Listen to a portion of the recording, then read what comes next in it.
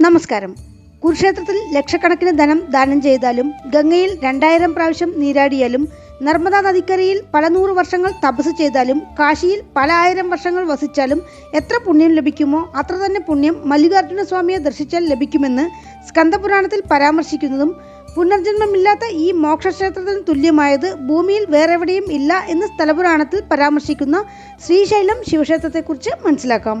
ക്ഷേത്രം ശ്രീ ബ്രഹ്മരാംബ സമേത മല്ലികാർജുന സ്വാമി തിരുക്കോവിൽ. ശ്രീപർവം, തിരുപ്പർവം, ശ്രീചക്രം, ശ്രീനഗരം, ശ്രീഗിരി എന്നെല്ലാം അറിയപ്പെടുന്ന ശ്രീശൈലം ക്ഷേത്രം ആന്ധ്രാപ്രദേശിൽ കർണൂൽ ജില്ലയിൽ നല്ലമല വനനിരകളിലെ ശിഖരങ്ങളിൽ ഒന്നിൽ സമുദ്രനിരപ്പിൽ നിന്നും 1500 അടി ഉയരത്തിൽ കൃഷ്ണനദിക്കരയിലാണ് സ്ഥിതി ചെയ്യുന്നത്. ഇവിടെ ശിവഭഗവാൻ മല്ലികാർജുന സ്വാമി എന്ന നാമത്തിലും ശ്രീ പാർവതി, ബ്രഹ്മരാംബിക, ബ്രഹ്മരാംബാൾ എന്നീ നാമങ്ങളിലും കുടികൊള്ളുന്നു. കൈലാസം കഴിഞ്ഞാൽ ഭഗവാന്റെ പ്രിയ ഇടം, സൂര്യചന്ദ്രന്മാർ ഉള്ള കാലത്തോളം നിലനിൽക്കുന്നത്.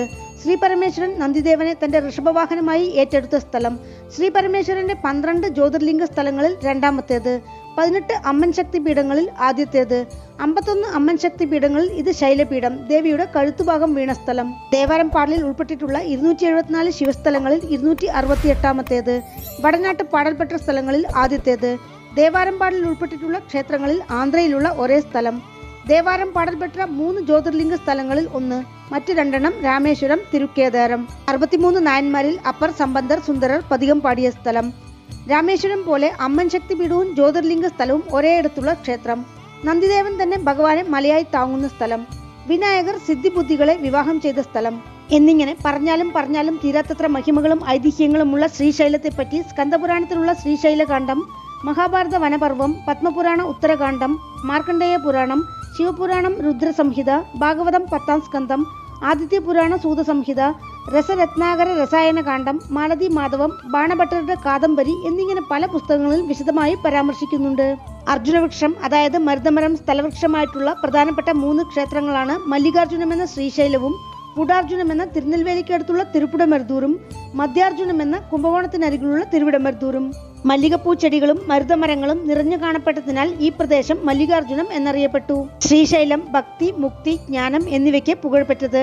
വേദാന്തജ്ഞാനികൾ, പരമയോഗികൾ, സിദ്ധന്മാർ, സൂക്ഷ്മരൂപത്തിലുള്ള ഋഷീശ്വരന്മാർ എന്നിവരുടെ വാസസ്ഥലമായ ശ്രീശൈലത്തിന് ദക്ഷിണ കൈലാസം, ഭൂകൈലാസം എന്നെല്ലാം നാമങ്ങളുണ്ട്. ശ്രീശൈലം ക്ഷേത്രത്തിന് ചുറ്റുമുള്ള കാടുകളിൽ ദിവ്യമായ ഹനുമന്തപീരം എന്ന മരങ്ങളുണ്ട്. ആ മരത്തിലെ വ്യത്യാസ രൂപത്തിലുള്ള ഇലയുടെ 2 പകുതികളും ആഞ്ജനേയരുടെ രൂപം പോലെ തോന്നും. ഇത് ലഭിക്കുന്ന ഭക്തർ പൂജാമുറിയിൽ വെച്ച് സൂക്ഷിക്കുന്നു. മലശിഖരങ്ങളിലാണെങ്കിലും ശ്രീശൈലം എന്നത് ചെറിയ പ്രദേശമല്ല. സ്കൂളും ബാങ്കും കടകളും ഹോട്ടലുകളും ഒക്കെയായി വലിയൊരു നഗരം തന്നെയാണ്. ആദ്യകാലത്ത് ക്ഷേത്രം മാത്രമായിരുന്നെന്നും പിന്നീടത് ഇന്നു കാണുന്ന വിധത്തിലേക്ക് എത്തിച്ചേർന്നതിന് പിന്നിൽ പൊതുജനങ്ങളുടെയും കോവിൽ ദേവസ്ഥാനത്തിന്റെയും ആന്ധ്രാപ്രദേശ് ഗവൺമെന്റിന്റെ ടൂറിസത്തിനും വലിയ പങ്കുണ്ട്. എന്നിരുന്നാലും ശ്രീരംഗത്തെ പോലെയോ മറ്റു വലിയ ക്ഷേത്രങ്ങളിലെ പോലെയോ ശ്രീശൈലത്തിനടുത്ത് റെയിൽവേ സ്റ്റേഷനില്ല. ബാംഗ്ലൂരിൽ നിന്ന് റെയിൽ മാർഗം പോകുന്നവർ മർഗാപൂർ റെയിൽവേ സ്റ്റേഷനിൽ ഇറങ്ങി റോഡ് വഴി 80 കിലോമീറ്റർ സഞ്ചരിച്ച് ശ്രീശൈലത്തെത്തുന്നു. കർണൂൽ റെയിൽവേ സ്റ്റേഷനിൽ നിന്നും 180 കിലോമീറ്റർ ദൂരത്തിലാണ് ശ്രീശൈലം. ചെന്നൈയിൽ നിന്ന് പോകുന്നവർ ഓങ്കോൾ റെയിൽവേ സ്റ്റേഷനിൽ ഇറങ്ങിയാൽ 180 കിലോമീറ്റർ ദൂരമുണ്ട് ശ്രീശൈലത്തിലേക്ക്. മലയടിവാരത്തിലുള്ള ഗ്രാമമാണ് ഡൊർണാല. അവിടെ നിന്നും മിനിമം 3 മണിക്കൂറെങ്കിലും എടുക്കും ശ്രീശൈലത്തിലേക്ക്. ആന്ധ്രാപ്രദേശ് ഗവൺമെന്റ് ബസ്സുകളും ദേവസ്ഥാനത്തിന്റെ വാഹനങ്ങളും ധാരാളമുണ്ട് മലമുകളിലേക്ക്.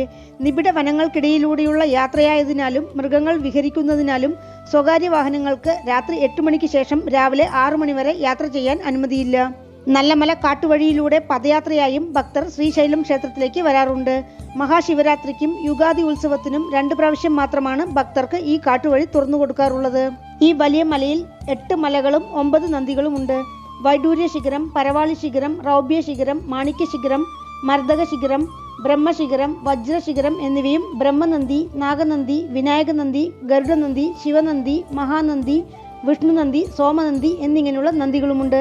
അതേപോലെ ബ്രഹ്മേശ്വരം, ജനാർദ്ദനേശ്വരം, വരുണേശ്വരം, ഹേമേശ്വരം, സപ്തകോടീശ്വരം, മോക്ഷേശ്വരം, ഇന്ദ്രേശ്വരം, അഗ്നേശ്വരം, കുക്കുടേശ്വരം എന്ന 9 ക്ഷേത്രങ്ങളും കാണാം.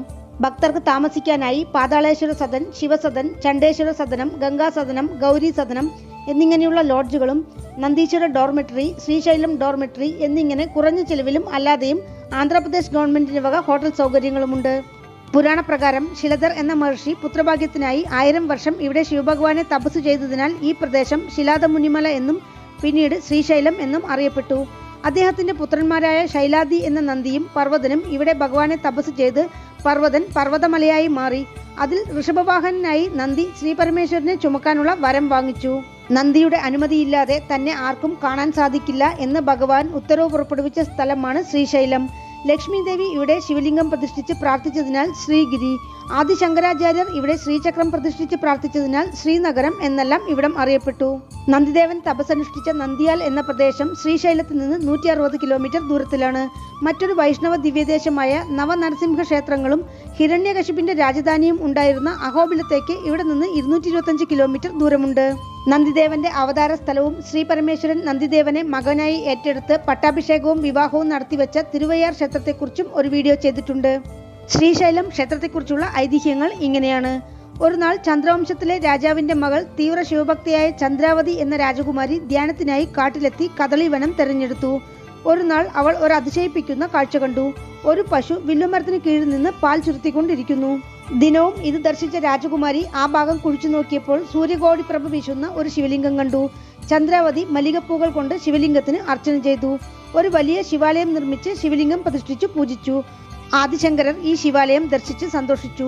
ചന്ദ്രാവതി കാറ്റിൽ കൈലാസത്തെത്തി മുക്തിയടഞ്ഞു. ക്ഷേത്ര ശിലാഫലകങ്ങളിൽ ഒന്നിൽ ഈ കഥയുണ്ട്.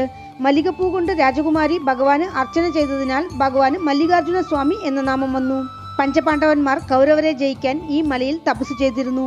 ശിവഭഗവാൻ വേടന്റെ രൂപത്തിൽ കിരാതമൂർത്തിയായി എത്തി അർജുനന് പാശുപതാസ്ത്രവും ധനുർവേദവും ഉപദേശിച്ചതിനാലും ഭഗവാൻ മല്ലികാർജുന സ്വാമിയായി മാറി.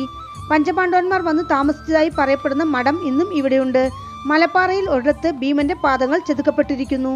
കൃതയുഗത്തിൽ ഹിരണ്യകശിപും നരസിംഹമൂർത്തിയും, ത്രേതായുഗത്തിൽ ശ്രീരാമനും, ദ്വാപരയുഗത്തിൽ പഞ്ചപാണ്ഡവന്മാരും, കലിയുഗത്തിൽ ഛത്രപതി ശിവജിയും ഋഷികളും രാജാക്കന്മാരും പൂജിച്ച പുണ്യക്ഷേത്രമാണ് ശ്രീശൈലം. ഇവിടെ ജാതിമത ഭേദമന്യേ യാതൊരു കോവിൽ സമ്പ്രദായവുമില്ലാതെ മല്ലികാർജുന സ്വാമിയെ ദർശനം നടത്താം. ഇതിന് തൂളി ദർശനം എന്ന് പറയും. ശുദ്ധമായ മനസ്സോടെ മൂലവരുടെ ശിരസിൽ ഭക്തർക്ക് ശിരസ് മുട്ടിച്ച് പ്രാർത്ഥിക്കാം. ഇതിന് സ്പർശ ദർശനം എന്ന് പറയും. ശ്രീശൈലം ശിവനെ കണ്ടാൽ പുനർജന്മമില്ല. വെറും ദർശനത്താലെ ഭൂമിയിലുള്ള എല്ലാ സുഖഭോഗങ്ങളും ഭക്തർക്ക് അനുഭവവേദ്യം എന്ന പ്രശസ്തിയും ഈ ക്ഷേത്രത്തിനുണ്ട്. ശ്രീശൈലം ക്ഷേത്രം വലിയ മലനിരകൾക്കുള്ളിലായതിനാൽ ആദ്യകാലത്ത് ആദിവാസി ഗോത്രത്തിലുള്ളവരാണ് പൂജ ചെയ്തിരുന്നത്. അതിനാൽ ഇന്നും അവർക്ക് വന്ന് ഭഗവാനെ തൊടാനുള്ള അനുമതിയുണ്ട്. ജ്യോതിർലിംഗ ക്ഷേത്രങ്ങൾ ഉദ്ഭവിച്ചതിന് പിന്നിലൊരു കഥയുണ്ട്. ശ്രീ പരമേശ്വരൻ വിനായകരോടും മുരുകനോടുമായി ആദ്യം ഈ പ്രപഞ്ചത്തെ ആര് ചുറ്റി വരുന്നുവോ അവർക്ക് ആദ്യം വിവാഹം എന്ന് പറഞ്ഞപ്പോൾ ശ്രീ മുരുകൻ തന്റെ മയിലിന്റെ പുറത്തേറി ലോകം ചുറ്റാനിറങ്ങി. വിനായകരാകട്ടെ പഴനി ജ്ഞാനപ്പഴം കഥയിലേതുപോലെ മാതാപിതാക്കളെ പ്രദക്ഷിണം വെച്ചു. മുരുകൻ ലോകം ചുറ്റി വരുമ്പോഴേക്കും നാരദ മഹർഷിയിൽ നിന്നും വിനായകരുടെ വിവാഹ വാർത്തയറിഞ്ഞ് മാതാപിതാക്കളുടെ അടുത്തെത്തി കുപിതനായി ക്രൗഞ്ചപർവ്വതത്തിലെത്തി. പാർവതി പരമശിവന്മാർ ശ്രീമുരുകനെ തെരഞ്ഞു വരുന്നതറിഞ്ഞ മുരുകൻ ക്രൗഞ്ചപർവ്വതത്തിൽ നിന്നും 3 യോജന ദൂരത്തെത്തിയിരുന്നു. ഓരോ പർവ്വതത്തിൽ അവർ തിരച്ചിൽ നടത്തുമ്പോഴും ഒരു ജ്യോതി അവിടെ ഉദ്ഭവിച്ചതാണ് ജ്യോതിർലിംഗ സ്ഥലങ്ങളായി മാറിയത് എന്നാണ് ഐതിഹ്യം. ഇന്നും ഭഗവാനും ദേവിയും അമാവാസിക്കും പൗർണമിക്കും അവിടം സന്ദർശിക്കുന്നു എന്നാണ് വിശ്വാസം. ശ്രീശൈലം ബസ് സ്റ്റാൻഡിനടുത്താണ് നന്ദി പാർക്ക്. നന്ദിദേവന് വളരെ പ്രാധാന്യമുള്ള സ്ഥലമാണിവിടം. ക്ഷേത്രത്തിലെ മഹാമണ്ഡപത്തിലിരിക്കുന്ന നന്ദി ഗർജിക്കുമ്പോൾ കലിയുഗം തീരും എന്നാണ് ഭക്തന്മാർക്കിടയിലെ വിശ്വാസം. ഈ നന്ദിയെ പറ്റിയുള്ള ഐതിഹ്യം ഇതാണ്. ശ്രീശൈലത്തിനടുത്തുള്ള ഉമാമഹേശ്വരത്തിൽ ജീവിച്ചു വന്നിരുന്ന തീവ്ര ശിവഭക്തനായ ശില്പി 2 നന്ദിശിലകൾ നിർമ്മിച്ചു. ആ ശിലകൾ കൃഷ്ണാനദി കടന്ന് എങ്ങനെ ശ്രീശൈലത്തെത്തിക്കും എന്ന് വിഷമിച്ച ശില്പിയുടെ സ്വപ്നത്തിൽ ഭഗവാൻ പ്രത്യക്ഷപ്പെട്ട് ഒരു കയർ കൊടുത്ത് 2 നന്ദികളെയും കെട്ടിവരിഞ്ഞ് തിരിഞ്ഞു നോക്കാതെ കൃഷ്ണാനദിയിലൂടെ വലിച്ചു കൊണ്ടുവരുവാൻ നിർദ്ദേശിച്ചു. ഉറക്കമുണർന്ന ശില്പി കയർ കണ്ട് ആ കയറിൽ 2 നന്ദികളെയും ബന്ധിച്ച് കൃഷ്ണാനദി കടക്കുമ്പോൾ ഒരു നന്ദി പാറകൾക്കിടയിൽ ഉടക്കി. ശില്പി തിരിഞ്ഞു നോക്കിയതും ആ നന്ദി അവിടെ ഉറച്ചുപോയി. ഉപ്പിലി പസവണ്ണ എന്ന് ഭക്തർ വിളിക്കുന്ന ആറ്റിന് നടുവിലുള്ള നന്ദി ഇപ്പോൾ ശ്രീശൈലം അണക്കെട്ടിന്റെ ആഴത്തിൽ മുങ്ങിയിരിക്കുന്നു. വേറെ നന്ദിയാണ് ശ്രീശൈലം ക്ഷേത്രത്തിലുള്ളത്. ശ്രീശൈലം ക്ഷേത്രം സന്ദർശിക്കുന്നതിന് മുമ്പായി ഭക്തർ അവശ്യം സന്ദർശിക്കുന്ന ചില സ്ഥലങ്ങളുണ്ട്. അതിന് പ്രത്യേക കാരണങ്ങളുണ്ട്. അങ്ങോട്ട് പോകുന്നതിനായി ഷെയർ ഓട്ടോ സൗകര്യങ്ങളും ജീപ്പ് സൗകര്യങ്ങളുമുണ്ട്. ആദ്യത്തേതാണ് പാതാളഗംഗ. ഗംഗാനദി ആകാശത്തിൽ നിന്നിറങ്ങി വന്ന് കൃഷ്ണാനദിയിൽ സംഗമിച്ച സ്ഥലമാണ് പാതാളഗംഗ. അങ്ങനെ പേര് വരാൻ കാരണമായ ഐതിഹ്യം ഇതാണ്. പണ്ടൊരു കാലത്ത് അനന്തപുരം എന്ന ഗ്രാമത്തിൽ വൃദ്ധനായ ഒരു വേദപണ്ഡിതൻ ജീവിച്ചു വന്നിരുന്നു. അദ്ദേഹം കല്യാണി എന്ന യുവതിയെ വിവാഹം ചെയ്തു. ഒരു നാൾ കല്യാണി ഗംഗയിൽ നീരാടാൻ പോകുമ്പോൾ വഴിയിൽ ഒരു കീഴ്ജാതിക്കാരനായ യുവാവിനെ കാണുകയും അയാളിൽ അനുരക്തനായി ഇരുവരും രഹസ്യമായി ദാമ്പത്യ ബന്ധത്തിൽ ഏർപ്പെടുകയും ചെയ്തു. ഗംഗാദേവി ഒരു സ്ത്രീയുടെ രൂപത്തിലെത്തി ഭർത്താവിന് ദ്രോഹം ചെയ്ത കല്യാണി ഗംഗയിൽ നീരാടിയാൽ ഗംഗയുടെ പുണ്യം പോയി പാപം വളരുമെന്നും ആ പാപം താൻ ഏറ്റെടുക്കേണ്ടി വരുമെന്നതിനാൽ കല്യാണിയെ ഗംഗയിൽ നീരാടാൻ സമ്മതിച്ചില്ല. തന്റെ തെറ്റിൽ മനസ്സറിഞ്ഞു പശ്ചാത്തപിച്ച കല്യാണിയെ ഒടുവിൽ ഗംഗ നീരാടാൻ സമ്മതിക്കുകയും പാപം ഗംഗയെ പിടിക്കുകയും ചെയ്തു. ഗംഗ എല്ലാ നദികളിലും നീരാടിയെങ്കിലും പാപം വിട്ടുപോയില്ല. ആകാശത്തിൽ അലഞ്ഞ ഗംഗ ശ്രീശൈലത്തിൽ മല്ലികാർജുന സ്വാമിയുടെ പാദങ്ങളെ തൊട്ട് ഒഴുകിക്കൊണ്ടിരിക്കുന്ന കൃഷ്ണാനദിയെ കണ്ട് താഴെ ഇറങ്ങി വന്ന് ആ നീരിൽ നീരാടി പാപം നീക്കിയതിനാൽ ഈ പ്രദേശം പാതാളഗംഗ എന്നറിയപ്പെട്ടു. ശ്രീശൈല തീർത്ഥങ്ങളിൽ പ്രധാനപ്പെട്ടതായ ഈ തീർത്ഥത്തിലേക്ക് ഇറങ്ങാൻ ക്ഷേത്രത്തിൽ നിന്നും 200ഓളം പടിക്കെട്ടുകളുണ്ട്. പ്രോലയ വെമ റെഡ്ഡി എന്ന ഭക്തനാണ് ഈ പടികൾ നിർമ്മിച്ചത്. പടിയിറങ്ങാൻ പ്രയാസമുള്ളവർക്കായി നദിക്കരയിലേക്ക് റോപ്പ് കാർ സൗകര്യവുമുണ്ട്. ഇതിനെല്ലാം പ്രത്യേകം ടിക്കറ്റ് എടുക്കണം. ഈ തീർത്ഥത്തിൽ നീരാടിയാൽ ചർമ്മരോഗങ്ങൾ മാറും എന്നാണ് വിശ്വാസം. ഭക്തർ ഇവിടെ നീരാടിയ ശേഷം ക്ഷേത്രത്തിലെത്തുന്നു. പിതൃക്കൾക്ക് തിഥി കൊടുക്കുന്ന സമ്പ്രദായവും ഇവിടെയുണ്ട്. അടുത്തത് 4 കിലോമീറ്റർ ദൂരത്തിൽ സാക്ഷി ഗണപതി ക്ഷേത്രം. ഈ ഭഗവാനെ സന്ദർശിക്കാതെ ശ്രീശൈലം ക്ഷേത്രം സന്ദർശിക്കുന്നത് പ്രയോജനമില്ലെന്നാണ് പറയുന്നത്. ഒരു കയ്യിൽ പേനയും വേറെ കയ്യിൽ പുസ്തകവുമായാണ് ഗണപതി പ്രതിഷ്ഠ. തന്നെ സന്ദർശിക്കുന്നവരിൽ മോക്ഷത്തിന് അർഹരായവരുടെ ലിസ്റ്റ് ശിവഭഗവാന് ഗണപതി ഭഗവാൻ കൊടുക്കുന്നു എന്നാണ് വിശ്വാസം. ഭക്തർ ശ്രീശൈലം സന്ദർശിച്ചതിന് സാക്ഷിയാണ് ഗണപതി ഭഗവാൻ. അടുത്തത് ഫാലധാര പഞ്ചധാര. ഇവിടെയുള്ള നീരുറവ ശിവഭഗവാനെ തൃക്കണ്ണിൽ നിന്ന് ഉദ്ഭവിക്കുന്നു എന്നാണ് പറയുന്നത്. എല്ലാ കാലത്തും ഈ ജലധാരയുണ്ട്. പഞ്ചധാര ശിവഭഗവാന്റെ 5 മുഖങ്ങളിൽ നിന്ന് ഉദ്ഭവിക്കുന്നു എന്നാണ് വിശ്വാസം. ഭക്തർ ഇത് കുടിക്കുകയും ശേഖരിക്കുകയും ചെയ്യുന്നു. ധാരാളം വനവിഭവങ്ങൾ വിൽക്കുന്ന കടകളും ആദിശങ്കരാചാര്യരുടെ ക്ഷേത്രവും ഇവിടെയുണ്ട്. ശങ്കരാചാര്യർ ഇവിടെ തപസ്സിരുന്നാണ് ശിവാനന്ദ ലഹരിയും ബ്രഹ്മരാംബ അഷ്ടകത്തെയും രചിച്ചത്. അടുത്തത് ഹടകേശ്വരം. ഈ ശിവക്ഷേത്രത്തിന് പിന്നിലുള്ള ഐതിഹ്യം ഇങ്ങനെയാണ്. ശ്രീശൈലത്തിന് അരികിലുള്ള ഗ്രാമത്തിൽ കേശപ്പ എന്ന കുശവൻ മൺപാത്രങ്ങൾ നിർമ്മിച്ച് അതിൽ നിന്ന് ലഭിക്കുന്ന വരുമാനം കൊണ്ട് ശിവഭക്തർക്ക് ആഹാരം നൽകിയിരുന്നു. ഇതിൽ അസൂയ പൂണ്ട ചില നാട്ടുകാർ അദ്ദേഹത്തിന്റെ മൺപാത്രങ്ങൾ തയ്യാറാക്കാൻ ഉപയോഗിക്കുന്ന ചക്രവും മൺപാനകളും വീണ്ടും ഉപയോഗിക്കാൻ ആവാത്ത വിധം നശിപ്പിച്ചു കളഞ്ഞു. ഇനി എങ്ങനെ ശിവസേവ ചെയ്യും എന്ന് ചിന്തിച്ച് ദുഃഖിതനായിരുന്ന അദ്ദേഹത്തിന്റെ മുന്നിൽ ഭഗവാൻ തങ്കലിംഗമായി പ്രത്യക്ഷപ്പെട്ട് കുറവില്ലാതെ എന്നും അന്നദാനം ചെയ്യാൻ അദ്ദേഹത്തിന് ആശീർവാദമരുളി. വീടിനുള്ളിലെത്തിയ കേശപ്പ കണ്ടത് പാത്രങ്ങളിലെല്ലാം ആഹാര സാധനങ്ങൾ നിറഞ്ഞിരിക്കുന്നതാണ്. ഹഡിക എന്നാൽ പാത്രം. അങ്ങനെ ഈ പ്രദേശം ഹഡികേശ്വരം എന്നും പിന്നീട് ഹടകേശ്വരം എന്നും അറിയപ്പെട്ടു. അതിനടുത്തായി ലളിതാദേവി പീഠവും ശ്രീശൈല ശിഖരവും ഭക്തർക്ക് ദർശിക്കാം. ശ്രീശൈലത്തിലെ ഉയരം കൂടിയ ഭാഗമാണിത്. ഇവിടെയുള്ള നന്ദി ഭഗവാന്റെ കൊമ്പുകൾക്കിടയിലൂടെ ശ്രീശൈല ക്ഷേത്രം ദർശിച്ചാൽ പുനർജന്മമില്ല, മോക്ഷം എന്നാണ് പുരാണങ്ങൾ. പണ്ടുകാലത്ത് ശ്രീശൈലം മല കയറി വരാൻ പറ്റാത്ത ഭക്തർ ശ്രീശൈല പർവ്വതങ്ങളിലെ ഏറ്റവും ഉയരമുള്ള 2830 അടി ഉയരമുള്ള ശിഖരത്തെ ദർശിച്ചപടിയെ ധ്യാനിക്കാറുണ്ട്. ശ്രീരാമൻ ഇവിടെ നിന്ന് മല്ലികാർജുന സ്വാമിയെ ദർശിച്ചതായി ഐതിഹ്യമുണ്ട്. ഇവിടെയുള്ള ശിഖരേശ്വര ആലയത്തിലെ വീരശങ്കര സ്വാമിക്ക് ഭക്തർ എള്ളെണ്ണ അഭിഷേകം ചെയ്ത് നന്ദി ഭഗവാന്റെ കൊമ്പിനിടയിലൂടെ ശ്രീശൈല ക്ഷേത്രം ദർശിക്കുന്നു. ഈ ഭഗവാനാണ് അർജുനനോട് പോർ നടത്തിയ ഭഗവാൻ എന്നാണ് ഐതിഹ്യം. ശ്രീശൈലം ക്ഷേത്രത്തിനടുത്തായി സെഞ്ചുലക്ഷ്മി ട്രൈബൽ മ്യൂസിയം ഉണ്ട്.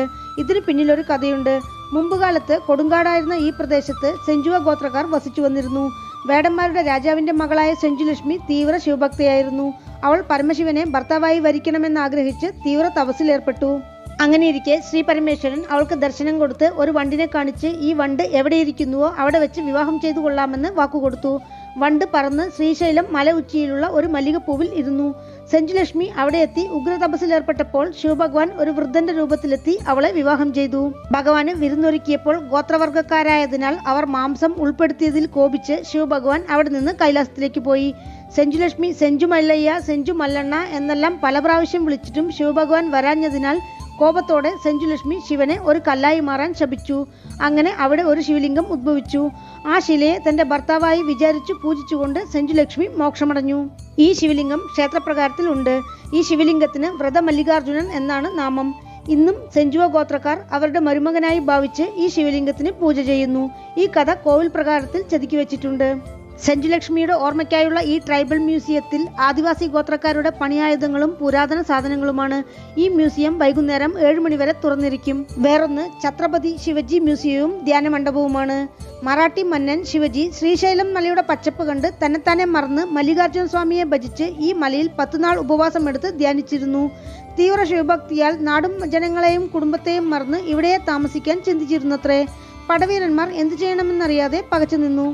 ഈ സമയം ദേവി ബ്രഹ്മരാംബിക ഭവാനി രൂപത്തിൽ രാജാവിന് ദർശനം കൊടുത്ത് ദിവ്യഖഡ്ഗത്തെ നൽകി ശത്രുക്കളോട് പോരാടി ജനങ്ങളെ രക്ഷിക്കുക എന്ന കടമയെ ഉണർത്തിയത്രേ. അന്നുമുതൽ അദ്ദേഹം വിജയശ്രീലാളിതനായി ഛത്രപതി ശിവജി എന്ന നാമത്തോടെ ഭരിച്ചുവന്നു എന്നാണ് ഐതിഹ്യം. രാജാവ് ഭക്തിയാൽ വടക്ക് ഗോപുരത്തെയും ധ്യാനമണ്ഡപത്തെയും നിർമ്മിച്ചു എന്നാണ് പറയുന്നത്. മഹാശിവരാത്രിക്ക് മുടങ്ങാതെ ശിവജി മഹാരാജാവ് ജ്യോതിർലിംഗത്തെ ദർശിക്കാനെത്തിയിരുന്നതായി പറയപ്പെടുന്നു. ക്ഷേത്രത്തിലെ ഛത്രപതി ശിവജി ഗോപുരത്തിൽ എന്നും രാത്രിയിൽ ലൈറ്റ് ആൻഡ് സൗണ്ട് ഷോ നടക്കുന്നു. വൈകുന്നേരം 7 മണിക്കും 8:15 നടക്കുന്ന 40 മിനിറ്റ് ഷോ കാണാൻ ഭക്തർ ടിക്കറ്റ് എടുക്കണം. ഛത്രപതി ശിവജി മ്യൂസിയത്തിൽ അദ്ദേഹത്തിന്റെ മന്ത്രിമാരടങ്ങുന്ന ദർബാർ, അദ്ദേഹത്തിന്റെ ജീവചരിത്രം എന്നിവയും ശില്പരൂപത്തിൽ നിർമ്മിച്ചിരിക്കുന്നു. അദ്ദേഹത്തിന്റെ സദസ്സിലെ മന്ത്രിമാരുടെ പേരും അവർ വഹിച്ചിരുന്ന വകുപ്പുകളും വരെ എഴുതി വെച്ചിട്ടുണ്ട് എന്നതാണ് വിസ്മയം. ശിലാരൂപത്തിൽ ശിവജി മഹാരാജാവിന്റെ കോട്ടയും ഭക്തർക്ക് ദർശിക്കാം. അതിനടുത്തായി ശിവജി ധ്യാനിച്ച ധ്യാനമണ്ഡപം. ഇതെല്ലാം ദർശിക്കാൻ ഭക്തർ ടിക്കറ്റ് എടുക്കേണ്ടതുണ്ട്. അവിടെ നിന്നും 2 കിലോമീറ്റർ ദൂരത്തിൽ മല്ലമ്മ കണ്ണീർ ആലയം. ആരാണ് മല്ലമ്മ എന്നല്ലേ? ശ്രീശൈലത്തിനരികിൽ രാമപുരം എന്ന ഗ്രാമത്തിൽ 14-ാം നൂറ്റാണ്ടിൽ വസിച്ചു വന്നിരുന്ന നാഗിറെഡ്ഡി ഗൗരമ്മാൾ ദമ്പതികൾ സന്താന ഭാഗ്യത്തിനായി ശ്രീശൈലത്തെത്തി പ്രാർത്ഥിച്ചു. ഭഗവാന്റെ അരുളാൽ അവർക്കുണ്ടായ മല്ലമ്മ എന്ന മകളെ വിവാഹപ്രായം എത്തിയപ്പോൾ സിത്താപുരത്തുള്ള പരമറെഡ്ഡി എന്നയാൾക്ക് വിവാഹം ചെയ്തു കൊടുത്തു. വിവാഹിതയായി എത്തിയ ശേഷം ഭർത്തൃവീട്ടിൽ വിളനിലങ്ങളും പശുക്കളും അധികരിച്ചു. തികഞ്ഞ സാത്വികയായ യുവതി ദാനശീലത്തിൽ ഏർപ്പെട്ടു വന്നത് സഹിക്കാതെ ചില ബന്ധുക്കൾ അവളുടെ ഭർത്താവിന്റെ അടുത്ത് ദുഷ്പ്രചരണങ്ങൾ നടത്തി. ഇത് വിശ്വസിച്ച് അവളെ കൊല്ലാൻ മുതിർന്ന ഭർത്താവ് മല്ലമ്മ ആത്മാർത്ഥമായി ശിവപൂജ ചെയ്തുകൊണ്ടിരിക്കുന്നത് കണ്ട് പശ്ചാത്തപിച്ചു. മല്ലമ്മ എല്ലാവർക്കും മാപ്പ് കൊടുത്തു. ശിവഭഗവാൻ മല്ലമ്മയ്ക്ക് ദർശനം കൊടുത്തപ്പോൾ ആനന്ദക്കണ്ണീരോടെ നിൽക്കുന്ന മല്ലമ്മയുടെ ശില്പം ഭക്തർക്ക് ദർശിക്കാം. 6 മണി മുതൽ വൈകുന്നേരം 7:30 മണി വരെ ആലയം തുറന്നിരിക്കും. ഇന്നും മല്ലമ്മയുടെ പശുത്തൊഴുത്തും അവിടെ ചാണകം കൊണ്ട് പരമ്പരാഗത രീതിയിൽ ഭസ്മം തയ്യാറാക്കുന്നതും ഭക്തർക്ക് ദർശിക്കാം. അവിടെ നിന്നും 1/2 കിലോമീറ്റർ ദൂരത്തായി പഞ്ചമുഖ ശിവലിംഗ ക്ഷേത്രം. പുരാതനമായ ഈ ക്ഷേത്രത്തിൽ ബ്രഹ്മവിഷ്ണു ശിവലിംഗങ്ങളെല്ലാം ഭക്തർക്ക് ദർശിക്കാം. അവിടെ നിന്നും കുറച്ചു ദൂരത്തിൽ രുദ്രാക്ഷമഠം. രുദ്ര ഋഷി തപസ് ചെയ്തിരുന്ന സ്ഥലമാണത്. അദ്ദേഹം ശിവരാത്രി ദിവസം ഭക്തർക്ക് രുദ്രാക്ഷങ്ങൾ ദാനം ചെയ്തിരുന്നത്രേ. അവിടെ വലിയ മൺപുറ്റുണ്ട്. ചില വിശേഷ ദിവസങ്ങളിൽ നാഗങ്ങൾ പുറത്തു വരാറുണ്ടെന്നാണ് പറയുന്നത്. വേറൊന്നാണ് ബൈലു വീരഭദ്രസ്വാമി ആലയം. ഇതല്ലാതെ 23 കിലോമീറ്റർ ദൂരത്തിൽ ഇഷ്ടകാമേശ്വരി ആലയവുമുണ്ട്. ഭക്തർക്ക് അങ്ങോട്ട് പോകുവാൻ ജീപ്പ് സൗകര്യങ്ങളുമുണ്ട്. വേറൊന്ന് ഭക്തർ അവശ്യം സന്ദർശിക്കുന്നതാണ് അക്കമഹാദേവി കേവ്സ്. 16 കിലോമീറ്റർ കൃഷ്ണനദിയിലൂടെ യാത്ര ചെയ്തു വേണം പ്രകൃതിയായുള്ള ശിലാതോരണങ്ങൾ പോലെയുള്ള ഗുഹയിലെത്താൻ. ഏകദേശം 6 മണിക്കൂർ നേരം വേണം ഇവിടം കണ്ടിറങ്ങാൻ. നദിക്കരയിൽ നിന്നും കുറച്ച് നടന്നു പോകേണ്ടതുണ്ട് അവിടേക്ക്. ഇടുങ്ങിയ ഗുഹയ്ക്കുള്ളിൽ ശിവലിംഗവും അക്കമഹാദേവി ശില്പവുമുണ്ട്. കരുവറയ്ക്കുള്ളിൽ മനുഷ്യശില്പം വെച്ചിരിക്കുന്ന ക്ഷേത്രമാണിത്. ഗുഹയ്ക്കുള്ളിലേക്ക് ഓരോരുത്തരായി ടോർച്ചിന്റെ വെളിച്ചത്തിൽ പോയി വേണം ശിവലിംഗം ദർശിക്കാൻ. തീവ്ര ശിവഭക്തയായിരുന്നു അക്കമഹാദേവി. അക്കമഹാദേവിയെ കൗശികൻ എന്ന ജൈന രാജാവ് വിവാഹം കഴിക്കാൻ ആഗ്രഹിച്ചു. പക്ഷേ അവരത് ആഗ്രഹിച്ചിരുന്നില്ല. പക്ഷേ കൗശികൻ അവളെ കൊണ്ടുപോയി. വീരശൈവനാക്കി കൗശികനെ മാറ്റിയതിനു ശേഷമേ താൻ വിവാഹം കഴിക്കൂ, അതുവരെ തന്നെ സ്പർശിക്കരുതെന്ന് പറഞ്ഞ് അക്കമഹാദേവി തപം തുടങ്ങി.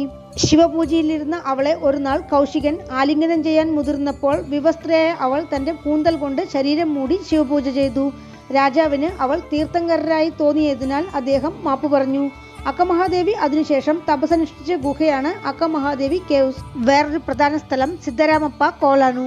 മഹാരാഷ്ട്രയിൽ കോലാപൂരിൽ ജീവിച്ചിരുന്ന മുത്തന്നഗൌഡ സുഗുലാദേവി വൃദ്ധ ദമ്പതികൾക്ക് സിദ്ധരുടെ നിർദ്ദേശപ്രകാരം ശ്രീശൈലത്തിൽ ശിവപൂജ ചെയ്ത് ജനിച്ച കുഞ്ഞാണ് സിദ്ധരാമപ്പ. കുഞ്ഞിന് 6 വയസ്സുള്ളപ്പോൾ ഒരു വൃദ്ധൻ കുഞ്ഞിന് മുന്നിലെത്തി തന്റെ പേര് മല്ലയ്യ എന്നാണെന്നും തനിക്ക് വിശക്കുന്നുവെന്നും പറഞ്ഞപ്പോൾ കുട്ടി ഓടിപ്പോയി ആഹാരവും പായസവുമായി വന്നപ്പോൾ വൃദ്ധനെ കാണാനില്ല. വൃദ്ധന്റെ പേരുച്ചരിച്ചുകൊണ്ട് ശ്രീശൈലം പോകുന്ന ഭക്തരോടൊപ്പം കുട്ടി ശ്രീശൈലത്തെത്തിയപ്പോൾ മല്ലികാർജുന ലിംഗത്തെ കാണിച്ച് ഇതാണ് മല്ലയ്യ എന്നവർ പറഞ്ഞപ്പോൾ കുട്ടി അത് വിശ്വസിക്കാൻ കൂട്ടാക്കിയില്ല. കയ്യിൽ പായസത്തോടെ മല്ലയ്യ എന്നുച്ചരിച്ചുകൊണ്ട് കുട്ടി ഒരു വിടവിൽ വീഴാൻ പോയപ്പോൾ സ്വാമി ആ ബാലന് ദർശനം കൊടുത്ത് രക്ഷിച്ചു. ആ വിടവ് പിൽക്കാലത്ത് സിദ്ധരാമപ്പ കുളം എന്നറിയപ്പെട്ടു. ആ ബാലൻ പിന്നീട് ഒരു ശിവക്ഷേത്രം നിർമ്മിച്ച് തൊഴിലാളികൾക്ക് ആ കുളത്തിലെ മണ്ണ് കൂലിയായി കൊടുത്തതും അത് സ്വർണ്ണധൂളിയായി മാറി. പിന്നീട് ആ കുളത്തിൽ ജീവസമാധി അടഞ്ഞു. പിൽക്കാലത്ത് അവിടെ സിദ്ധരാമേശ്വര ശിവക്ഷേത്രം നിർമ്മിക്കപ്പെട്ടു എന്നാണ് പറയുന്നത്. ഇതല്ലാതെ മലയാള തീർത്ഥം, octopus view point, Nagarjuna Sagar അണക്കെട്ട്, ടൈഗർ റിസർവ് എന്നിങ്ങനെ പല കാഴ്ചകൾ ശ്രീശൈലത്തുണ്ട്. ഏകദേശം 3000 വർഷം പഴക്കം തോന്നിക്കുന്നതും 2 ഏക്കറിൽ കാണപ്പെടുന്നതും കിഴക്ക് ദർശനവുമായ ശ്രീശൈലം ക്ഷേത്ര പരിസരം കിപി 1-ാം നൂറ്റാണ്ടിൽ ശതവാഹനர்களാൽ ദാനം ചെയ്യപ്പെട്ടത് എന്ന് ശിലാഫലകങ്ങളിൽ രേഖപ്പെടുത്തിയിരിക്കുന്നു. പിന്നീട് ഇക്ഷ്വാകു വംശജരും 4-ാം നൂറ്റാണ്ടിൽ പല്ലവരും ചോഴരും 6-ാം നൂറ്റാണ്ടിൽ കരികാല ചോഴന്റെ പിന്മുറക്കാരും കിപി 973 വരെ രാഷ്ട്രകൂടറുകളും ഭരിച്ചിരുന്നതായി ചരിത്രം പറയുന്നു. വിജയനഗര സാമ്രാജ്യം ഇവിടം ഭരിച്ചപ്പോൾ ക്ഷേത്ര മുൻമണ്ഡപം, തെക്ക് ഗോപുരം, കിഴക്ക് ഗോപുരം, രഥവീതിയിൽ മണ്ഡപങ്ങളും നിർമ്മിച്ച് വിമാനത്തിന് സ്വർണം പൂശി. പിന്നീട് ഭക്തർ കൊടിമരം, കോവിൽമണി എന്നിവയും ക്ഷേത്രത്തിന് സമർപ്പിച്ചു. വിദേശ പടയെടുപ്പുകളാൽ ഈ ക്ഷേത്രത്തിനും കേടുപാടുകൾ സംഭവിച്ചിട്ടുണ്ട്. ഛത്രപതി ശിവജിയുടെ കാലത്ത് ക്ഷേത്രത്തിന് പ്രത്യേകം സംരക്ഷണം ഒരുക്കിയിരുന്നതായി പറയപ്പെടുന്നു. പടയെടുപ്പിന്റെ കാലത്ത് അവസാന മറാഠിയൻ വരെ ക്ഷേത്രത്തിനായി ചോര ചിന്തിയിരുന്നത്രേ. ഇന്നും ശിവജിയുടെ അനന്തരാവകാശികൾ വർഷത്തിലൊരിക്കൽ ക്ഷേത്രം സന്ദർശിക്കാറുണ്ട് എന്നാണ് പറയുന്നത്. പരന്നുകിടക്കുന്ന ശ്രീശൈലം ക്ഷേത്രത്തിന് പ്രകാശം ജില്ലയിലുള്ള ത്രിപുരാന്തകം കിഴക്കുവാതിലായും, കടപ്പ ജില്ലയിലുള്ള സിത്തവടം തെക്കുവാതിലായും, മെഹബൂബ് നഗർ ജില്ലയിലുള്ള അമലാപുരം പടിഞ്ഞാറുവാതിലായും, ഉമാമഹേശ്വരപുരം വടക്കുവാതിലായും വിളങ്ങുന്നു. ശ്രീശൈലത്തിന്റെ തെക്ക് കിഴക്ക് വാതിലായി സോമശീലവും, തെക്ക് പടിഞ്ഞാറ് വാതിലായി പ്രസൂനാചലവും, വടക്ക് പടിഞ്ഞാറ് വാതിലായി സംഗമേശ്വരവും, വടക്ക് കിഴക്ക് വാതിലായി യെല്ലേശ്വരവും അറിയപ്പെടുന്നു. ശ്രീശൈലം ക്ഷേത്രത്തിലേക്ക് പ്രവേശിച്ചാൽ 4 ചുറ്റും 4 ഗോപുരങ്ങൾ. കിഴക്ക് ഗോപുരം കൃഷ്ണദേവരായർ ഗോപുരം, വടക്ക് ശിവജി ഗോപുരം, പടിഞ്ഞാറ് ബ്രഹ്മാനന്ദരായർ ഗോപുരം, തെക്ക് മല്ലമ്മ ഗോപുരം. കോവിൽ ചുവർ കോട്ട പോലെ 20 അടി ഉയരത്തിൽ പല പുരാണ കഥകളാലും ശില്പങ്ങളാലും ചെതുക്കപ്പെട്ടിരിക്കുന്നു. ക്ഷേത്രത്തിൽ ആദ്യം സിദ്ധി വിനായകർ സന്നിധി.